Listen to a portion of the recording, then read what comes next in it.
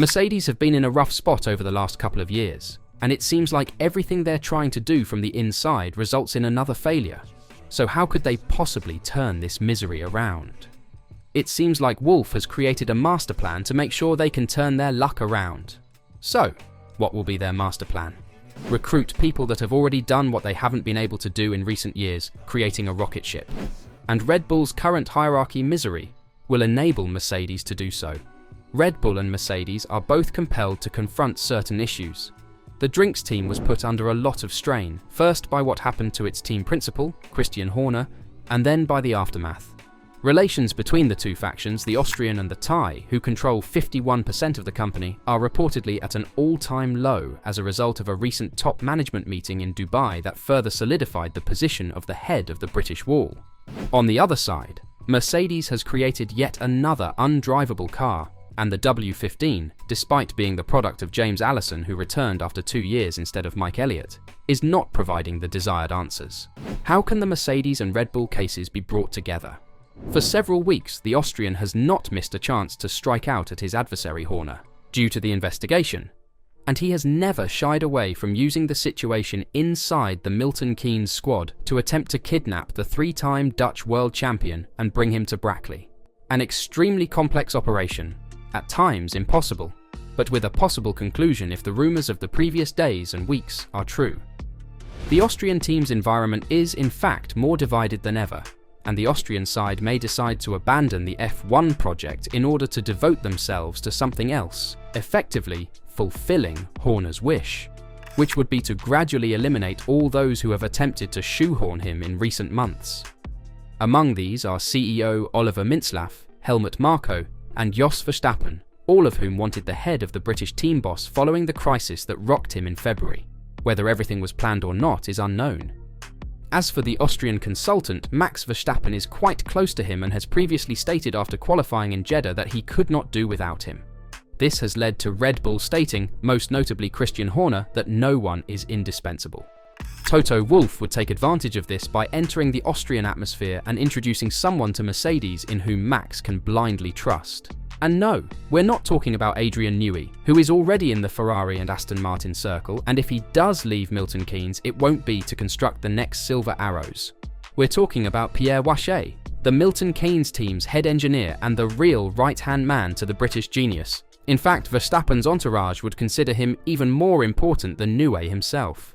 Wolff is very long-sighted, and in this enormous chaos he has perhaps found the right key to convince Verstappen to switch in the near future, also taking advantage of the now famous Marko clause, and causing a huge defeat to Christian Horner, who has repeatedly reiterated how the team comes first, even above a 3, perhaps 4-time world champion.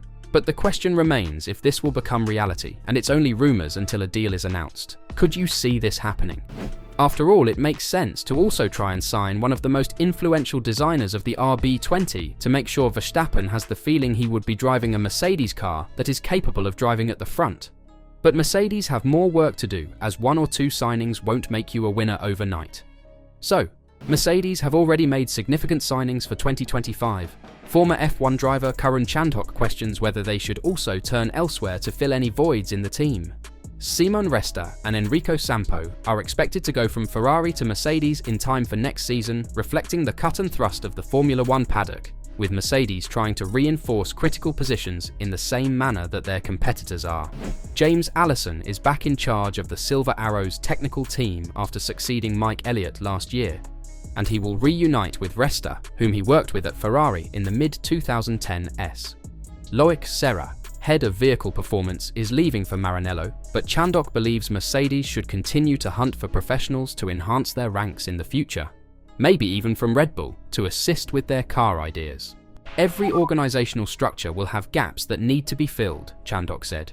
They must feel, reading the press release, it sounds like Simone Resta is going to work alongside James on the overall structure of the team, rather than detailed design. What perhaps they need to understand is further down the food chain, and in terms of detailed design, are there people at Red Bull who they can have? In the same way they lost Loic Serra to Ferrari, that's quite a loss to them because Loic was highly rated at Brackley. With substantial regulations changes approaching, Mercedes and its rivals are already working quickly to define interpretations of the 2026 regulations.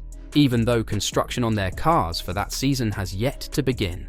Mercedes and the other factory power unit manufacturers are already building new engines for Formula One's new era, but when the new cars arrive, former F1 driver Chandok wonders if their current approach reflects a system in which they believe the personnel who powered their title glory can take them back to the top, and whether or not they need to put the right people in place for a seismic shift in the sport in 2026. I look at it and go, they think their existing team can still do the job. That's the question. Do they have the confidence in the people who are there, who haven't been able to do the job in the past few years, are going to get it right in the fourth year, Chandok said. It's looking unlikely because next year's car will probably be an evolution of this year's car as everyone looks to 2026. It's tricky times for Mercedes because at this point next year is not looking great as it's an extension of this year for everyone. It's all about how do they get the right people and right concept for 2026. Verstappen and Wolff could play a big role in this. But before they would want to come over, Mercedes should be able to at least show some progress regarding their 2024-25 car, but also regarding their engine project. Mercedes were betting on showing this improvement this year after the return of James Allison, but they haven't been able to do so. And this has been a huge setback as Toto Wolff claims Mercedes changed everything regarding the W15, but the fundamental issue remains unresolved. Mercedes did not start the 2024 season as they had hoped, as the team's newest competitor failed to offer the promised performance. However, team boss Toto Wolff argues that it is still a stronger foundation for development than its predecessors were. It's a little bit the same since 2 years, the Austrian said. I think this one is the best of the bad, so it's a better platform to work on, but it's still not a car that a driver feels really good about throwing in the corner at 200 miles an hour. Toto said that the team has entirely overhauled the car this year, but they have yet to resolve its fundamental issue. I think we've lost our way at the beginning of 2022, because all our tools and systems gave us cars that were winning championships every year, and then the new regulations were very much around the ground effect. That means all the suction happens through the floor, and we came out with a car that showed all the promises on the data and in the wind tunnel, but we didn't deliver. Since then, we've changed everything from the layout, the suspension, the driver's position, the gearboxes. But it seems that the fundamental issue is at the core. We haven't solved that. Unfortunately, Toto stated that a fast patch would not resolve the issue. Again, I'm looking at it with a very long-term perspective. I'm part of the team as a coach, co-shareholder, and I think I want to look back in 10 years and 20 years and say there's been many more championships that we won. But you need to be realistic about what you can achieve in a single weekend.